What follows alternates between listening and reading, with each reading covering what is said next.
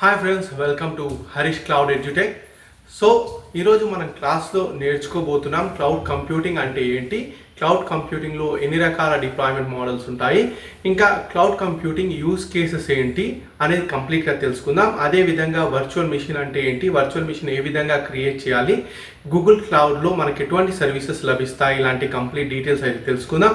First time నా channel చూస్తున్నట్టయితే subscribe చేయండి, సబ్స్క్రైబ్ చేసి బెల్ ఐకాన్ నొక్కండి. నేను పెట్టే వీడియోస్ అన్ని నోటిఫికేషన్ మీకు వస్తూ ఉంటాయి. అయితే మీ ఫ్రెండ్స్ కానీ లేకపోతే మీ కిడ్స్ కానీ ఎవరైనా ఇంజనీరింగ్ చేస్తూ ఉంటే, లేకపోతే జాబ్ కోసం చూస్తూ ఉంటే, లేకపోతే స్కిల్ అప్ చేసుకోవాలనుకుంటే నా ఛానల్ చాలా యూజ్ అవుతుంది అనమాట. దయచేసి నా వీడియో షేర్ చేయండి. అయితే మనం టాపిక్లోకి వెళ్ళిపోదాం. సో ఫ్రెండ్స్, ఇప్పుడు మనం క్లౌడ్ కంప్యూటింగ్ అంటే ఏంటో తెలుసుకుందాం. అసలు క్లౌడ్ కంప్యూటింగ్ అంటే ఏంటి? నార్మల్గా మనం ఏదైనా కంప్యూటింగ్ రిసోర్సెస్ ప్రొక్యూర్ చేయాలనుకుంటే మనం ఫిజికల్గా వెళ్ళి పర్చేస్ చేస్తాం అన్నమాట. ఫర్ ఎగ్జాంపుల్, నేను ఒక చిన్న ఎగ్జాంపుల్ తీసుకుంటాను. ఒక చంద్రయ్య అనే అతను ఒక కామర్స్ వెబ్సైట్ స్టార్ట్ చేద్దాం అనుకున్నాడు. అయితే ట్రెడిషనల్ కంప్యూటింగ్లో ఏమవుతుందంటే అతడు రకరకాల సర్వర్లు కానీ కంప్యూటర్ హార్డ్వేర్ కానీ కంప్యూటర్లు అవన్నీ తీసుకోవాలన్నమాట, కొనుక్కోవాలి. అయితే కొన్నాక ఏమవుతుందంటే అవన్నీ పెట్టడానికి పెద్ద ప్లేస్ అయితే కావాలి. ప్లేస్ ప్రొక్యూర్ చేసుకున్నాక వాటిని మేనేజ్ చేయడానికి మనకు మనుషులు అవసరం అవుతుంది. ఐటీ పీపుల్ కూడా కావాలన్నమాట వాటిని మేనేజ్ చేయడానికి. అయితే వీటన్నిటినీ మనం ఎస్కేప్ చేసుకుంటూ ఏవైతే రిసోర్సెస్ మనకి ఇంటర్నెట్లో అవైలబుల్ ఉన్నాయో అవి మనం రెంట్కి తీసుకుంటే, మనకి ఎంత కావాలో అంతే రెంట్కి తీసుకుంటే వాటిని మనం యూజ్ చేసుకుంటే ఆ రిసోర్సెస్ ఏవైతే ఉన్నాయో మనం ఎంతైతే యూజ్ చేసుకుంటామో దానికి మాత్రమే పేమెంట్ చేస్తామన్నమాట. ఓకే. సో ఇక్కడ మనకు ఖర్చు అనేది చాలా తగ్గిపోతుంది. ఎందుకంటే మనకు పెద్ద ప్లేస్ అవసరం లేదు, ఎందుకంటే అది ఇంటర్నెట్లో ఉంటుంది కాబట్టి. అదేవిధంగా ఇక్కడ మనకు మనుషులు అవసరం లేదు, ఎందుకంటే మనకు అవన్నీ మెయింటైన్ చేయడానికి పెద్ద మనకు సెటప్ అయితే అవసరం లేదు, ఐటీ ఇండివిజువల్స్ అవసరం లేదు. ఎవరైతే క్లౌడ్ తెలిసిన వాళ్ళు ఉంటారో వాళ్ళని ఒకరిని హైర్ చేసుకుంటే సరిపోతుంది అనమాట. అదేవిధంగా మనకు ఏవైనా సరే ఏది కంప్యూటింగ్ రిసోర్సెస్ కావాలనుకుంటే, మనకు ఒక సిస్టమ్ కావాలనుకుంటే, అంటే వర్చువల్ మెషిన్ ఒకటి కావాలనుకుంటే మనం సెకండ్స్లలో క్రియేట్ చేసుకోవచ్చు, స్పీడ్ కూడా పెరిగిపోతుంది. ఈ విధంగా మనకు క్లౌడ్ కంప్యూటింగ్ అనేది హెల్ప్ అవుతుంది. అయితే మనం డెఫినేషన్ చదువుదాం, డెఫినేషన్ చదివి అర్థం చేసుకోవడానికి ట్రై చేద్దాం. అయితే cloud computing is on demand availability of computing resources such as storage and infrastructure as services over the internet. It eliminates the need for individuals and businesses to self-manage physical resources themselves. Okay, so cloud computing అంటే మన యొక్క computing resources రిక్వైర్మెంట్ని బట్టి on demand available అంటే మనకి ఎంత కావాలో అంత మనము స్టోరేజ్ కానీ ఇన్ఫ్రాస్ట్రక్చర్ కానీ ఇంటర్నెట్లో మనం హైర్ చేసుకోవచ్చు. ఓకే, ఇది మనకు ఎవరైతే ఇండివిజువల్స్ ఐటీ పీపుల్ ఇంకా డిఫరెంట్ టైప్స్ ఆఫ్ మనము పీపుల్ని హైర్ చేసుకుంటామో అది కట్ చేస్తుంది అనమాట. కట్ చేసి మనకు బిజినెస్ని సెల్ఫ్ మేనేజబుల్గా చేస్తుంది అనమాట. అయితే ఫిజికల్ రిసోర్సెస్ మనమే ఇది మేనేజ్ చేసుకోవచ్చు మన క్లౌడ్ వచ్చినట్టయితే. అయితే మనము ఎంతైతే యూజ్ చేస్తామో అంత మటుకే మనం పేమెంట్ చేస్తాం. మనం ఏదైతే యూజ్ చేయమో దానికి మనం పేమెంట్ చేయని అవసరం లేదు. దీనికి ఒక ఎగ్జాంపుల్ తీసుకుంటాను, ఈ స్కేలబిలిటీ అనే దానికి ఒక ఎగ్జాంపుల్ తీసుకుంటాను. ఓకే, సో ఫర్ ఎగ్జాంపుల్ ఈ చంద్రయ్య అనే అతను వెబ్సైట్ స్టార్ట్ చేశాడు అనుకోండి. అయితే అతడు అమెజాన్ గ్రేట్ ఇండియన్ ఫెస్టివల్ లాగా ఒక మంచి సేల్స్ అయితే హోస్ట్ చేద్దాం అనుకుంటున్నాడు. నార్మల్ ట్రెడిషనల్ కంప్యూటింగ్లో ఒకవేళ హోస్ట్ చేయాలనుకుంటే అతనికి చాలా సర్వర్లు అవసరం అవుతాయి కదా, చాలా సర్వర్లు కానీ సిస్టమ్స్ కానీ చాలా అవసరం అవుతాయి. అవి ఉన్న దానికన్నా పెంచుకోవాలి, ఎందుకంటే మనకు డిమాండ్ ఎక్కువగా వచ్చేసింది అంటే ఆర్డర్లు ఎక్కువగా వచ్చేస్తే మనకు ట్రాఫిక్ ఒక్కొక్కసారి డౌన్ అవుతుంది అనమాట. అందుకోసం చాలా రిసోర్సెస్ అయితే తీసుకోవాలి. అయితే ఈ క్లౌడ్ కంప్యూటింగ్లో ఏమవుతుందంటే మనకి ఎంతైతే కావాలో అంత మనం ఇంటర్నెట్ నుంచి హైర్ చేసుకుంటాం. హైర్ చేసుకొని ఆ సేల్ హోస్ట్ చేస్తాం. ఒకవేళ సేల్లో మనం అనుకున్నంత సేల్ కనుక కాకుంటే ఏదైతే మనం ఎంత మటుకైతే యూజ్ చేస్తామో అంత మటుకే పే చేస్తాం. ఎంతైతే యూజ్ చేయలేదో దానికి మనం పే చేయని అవసరం లేదు. వన్స్ సేల్ అయిపోయాక మనకు ఇయర్ అంతా నార్మల్గా నడుస్తుంది అనమాట. అందువల్ల మనము ఏదైతే మనం హైర్ చేసుకున్నామో రిసోర్సెస్ ఆ రోజు మటుకు వాటిని మళ్ళీ క్లౌడ్లోకి వదిలేస్తాం అనమాట. అది వేరే వాళ్ళు ఎవరైనా యూజ్ చేస్తారు. అయితే మీరు ఎంతైతే యూజ్ చేస్తారో అంత మటుకే పే చేస్తారు. అయితే దీన్ని పెంచడాన్ని తగ్గించడానికి రిసోర్సెస్ని ఏమంటారంటే స్కేలబిలిటీ అంటారనమాట. అయితే మీకు అర్థమైంది కదా. ఓకే, స్కేలబిలిటీ అర్థమైంది, క్లౌడ్ కంప్యూటింగ్ అర్థమైంది. అదేవిధంగా మనకు పే యాజ్ యూ గో అంటే కూడా అర్థమైంది. అయితే ఇప్పుడు డెఫినేషన్ అనేది మీకు క్లియర్ అని నేను అనుకుంటాను. అయితే మనకు వచ్చేసి క్లౌడ్ కంప్యూటింగ్ అనేది మనకు డిప్లాయ్మెంట్ మోడల్స్ ఉంటాయన్నమాట. 3 రకాల డిప్లాయ్మెంట్ మోడల్స్ అయితే మెయిన్‌గా మనం మాట్లాడదాం. అయితే public cloud, private cloud, hybrid cloud ఈ రకమైన డిప్లాయ్మెంట్ మోడల్స్ అయితే ఉంటాయి. మీరు చూసుకోవచ్చు. ఓకే. ఈ డిప్లాయ్మెంట్ మోడల్స్‌లో పబ్లిక్ క్లౌడ్ అంటే ఏంటి? పబ్లిక్ క్లౌడ్ అంటే నేను ఇందాక చెప్పినట్టు చంద్రయ్య కామర్స్ వెబ్‌సైట్ స్టార్ట్ చేశాడు. అయితే హోస్టింగ్ చేయాలనుకుంటున్నాడు వెబ్‌సైట్‌లో ఒక సేల్. ఆ సేల్ అప్పుడు అతడు ఏం చేశాడంటే కంప్యూట్, స్టోరేజ్, నెట్వర్క్ రిసోర్సెస్ ఏవైతే ఉంటాయో అవన్నీ ఇంటర్నెట్‌లో హైర్ చేసుకున్నాడు. హైర్ చేసుకొని అది సేల్ అయిపోయాక మళ్ళీ ఇంటర్నెట్‌లోకి మళ్ళీ వదిలేసాడనమాట. అయితే క్లౌడ్ రిసోర్సెస్‌ని వదిలేసాడు. అయితే ఇప్పుడు చంద్రయ్య కాదు, మల్లయ్య అనే అతను హైర్ చేసుకున్నాడనమాట. ఆ రిసోర్సెస్‌ని హైర్ చేసుకొని అతడు యూజ్ చేసుకున్నాడు. ఈ విధంగా ఎవరైనా యూజ్ చేసుకోవచ్చు. ఆ resources shared on demand resources అంటారనమాట వీటిని. అయితే మన బిజినెస్ రిక్వైర్మెంట్‌ని బట్టి ఆహ్, మన యొక్క రిక్వైర్మెంట్‌ని బట్టి మనము అవి హైర్ చేసుకొని యూజ్ చేసుకోవచ్చు. దీన్ని పబ్లిక్ క్లౌడ్ అంటారనమాట. అయితే ప్రైవేట్ క్లౌడ్. ప్రైవేట్ క్లౌడ్ అంటే ఫర్ ఎగ్జాంపుల్ కొన్ని కంపెనీస్ ఉంటాయి.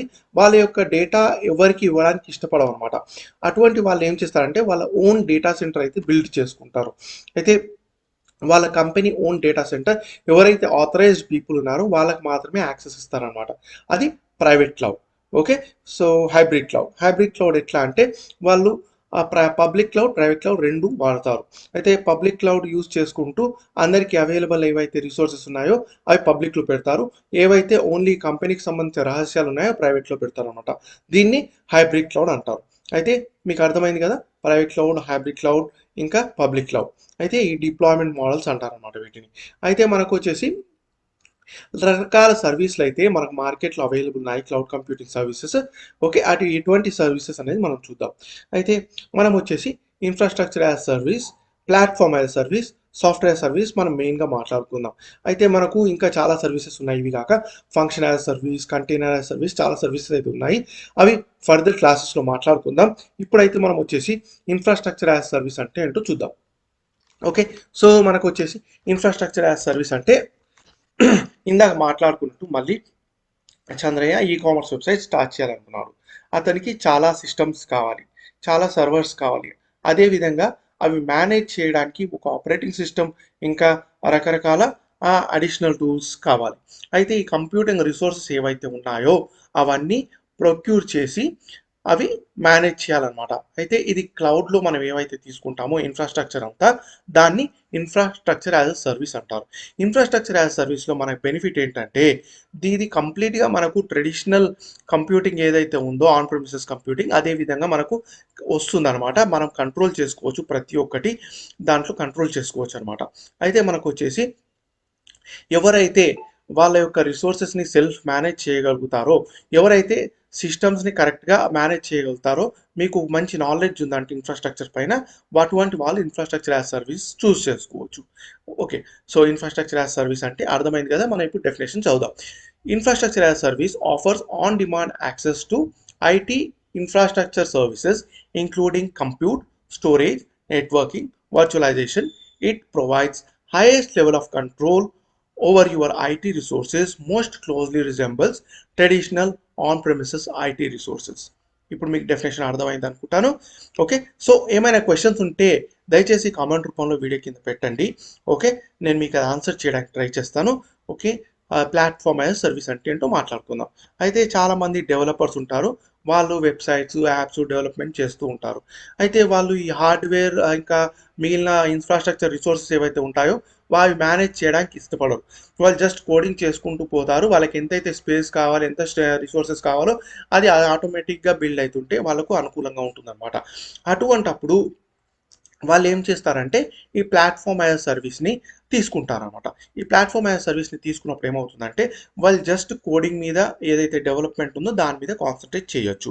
మిగిలిన ఏవైతే ఉందో అవన్నీ క్లౌడ్ సర్వీస్ ప్రొవైడర్ ఎవరైతే ఉన్నారో వాళ్ళు చూసుకుంటారు. అంటే మనకు మార్కెట్‌లో రకరకాల క్లౌడ్ సర్వీస్ ప్రొవైడర్స్ ఉన్నారు.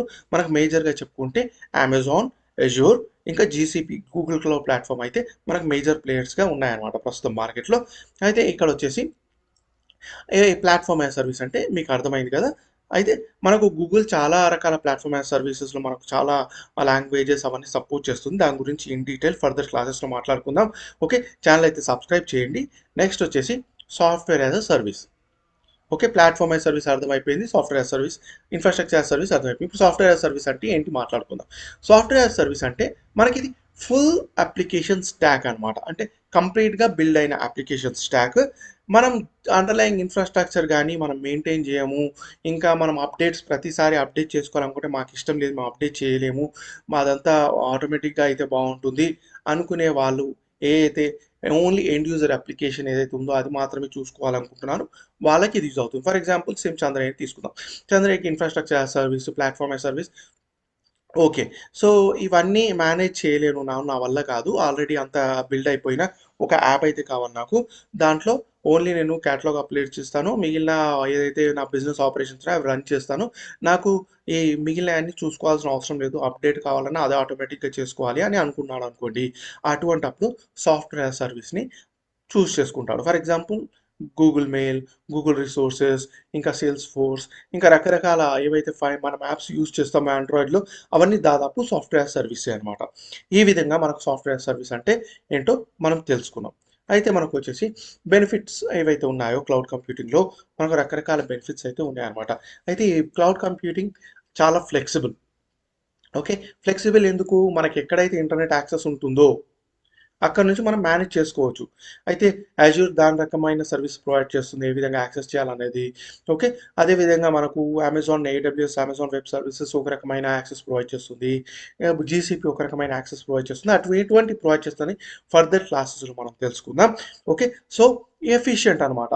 ఇప్పుడు ఎంటర్‌ప్రైజెస్ ఏవైతే ఉన్నాయో అవన్నీ వాళ్ళ యొక్క అప్లికేషన్‌ని చాలా ఫాస్ట్‌గా డెవలప్ చేయొచ్చు. అయితే హార్డ్‌వేర్ రిసోర్సెస్ ఇంకా ఎక్కువ అవసరమైనాయి, మేము అవన్నీ తీసుకొచ్చి ప్రొక్యూర్ చేసి చేస్తాం, అటువంటి అవసరం లేదు.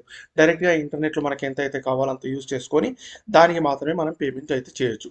అయితే మనం ఇవన్నీ చేస్తున్నందుకు మనకు ఒక స్ట్రాటజిక్ వాల్యూ అనేది ఆఫర్ అవుతుందన్నమాట. దీనివల్ల మనకు డబ్బు అనేది చాలా మిగులుతుంది. ఇది చాలా సెక్యూర్. క్లౌడ్ కంప్యూటింగ్ అనేది చాలా సెక్యూర్. ఎందుకంటే అవి ఏవైతే డిఫరెంట్ సర్వీస్ ప్రొవైడర్స్ ఉంటాయో అవన్నీ థర్డ్ పార్టీ సెక్యూరిటీ సర్టిఫికేషన్స్ అయితే చేసి ఉంటాయి. ఆ సర్టిఫికేషన్స్ ఏంటి, క్లౌడ్ కంప్యూటింగ్ సెక్యూరిటీ సర్టిఫికేషన్స్ ఏంటి, అవి ఏ విధంగా చేస్తాయి అనేది మనం ఫర్దర్ క్లాసెస్‌లో మాట్లాడుకుందాం. ఈ జస్ట్ ఫస్ట్ క్లాస్ కాబట్టి మీరు ఇది గుర్తుపెట్టుకోండి. It is secure.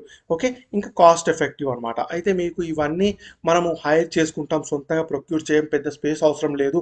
ఇవన్నీ ఉన్నందుకు, ఈ ఫ్లెక్సిబిలిటీ ఉన్నందుకు ఏందంటే ఇది చాలా కాస్ట్ ఎఫెక్టివ్ అనమాట. అయితే మీకు అర్థమైంది అనుకుంటాను. అయితే ఈ రోజుకి ఇంతే. నెక్స్ట్ క్లాస్‌లో వచ్చేసి మనము వర్చువల్ మెషిన్ ఏ విధంగా క్రియేట్ చేయాలి క్లౌడ్ కంప్యూటింగ్‌లో, మనకు ఏ విధంగా మనం వర్చువల్ మెషిన్ క్రియేట్ చేశాక రిసోర్సెస్‌ని మనము ప్రైవేట్ నెట్వర్క్‌లో వేయాలి. అవన్నీ డీటెయిల్స్ అన్నీ కంప్లీట్‌గా చెప్తాను. అయితే మీ యొక్క ఫ్రెండ్స్ గానీ, మీ యొక్క కిడ్స్ గానీ ఎవరైనా సరే ఉద్యోగం కోసం చూస్తూ ఉంటే, వాళ్ళని వాళ్ళు అప్‌స్కిల్ చేసుకోవాలనుకుంటే, దయచేసి ఈ వీడియో షేర్ చేయండి. నా ఛానల్ సబ్స్క్రైబ్ చేయమని చెప్పండి. ఇంకా మంచి వీడియోస్ పెడతాను. జీసీపీ సర్టిఫికేషన్స్ గురించి వివరిస్తాను.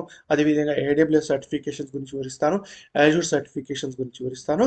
అయితే ఎడ్యుకేషన్ ఛానల్స్‌కి కొంచెం సపోర్ట్ చేయండి. ఛానల్ సబ్స్క్రైబ్ చేయడం మాత్రం మర్చిపోకండి. Thank you very much for watching. So మీకు ఈ క్లాస్ అర్థమైంది అనుకుంటాను. మీకు ఏమైనా క్వశ్చన్స్ ఉన్నట్టయితే కామెంట్ రూపంలో వీడియో కింద అడగండి, నేను ఆన్సర్ చేయడానికి ట్రై చేస్తాను. అదేవిధంగా మీకు ఎటువంటి వీడియో కావాలి క్లౌడ్ కంప్యూటింగ్లో అనేది కూడా మీరు కింద మెన్షన్ చేసినట్టయితే కామెంట్లో నేను ఆ వీడియో తీసుకురావడానికి ట్రై చేస్తాను. అయితే ఛానల్ మాత్రం సబ్స్క్రైబ్ చేయడం మర్చిపోకండి. అదేవిధంగా మీ ఫ్రెండ్స్తో ఇంకెవరైతే జాబ్ ఆస్పిరెంట్స్ ఉంటారో వాళ్ళతో షేర్ చేయండి, చాలా హెల్ప్ఫుల్గా ఉంటుంది. Thank you very much for watching.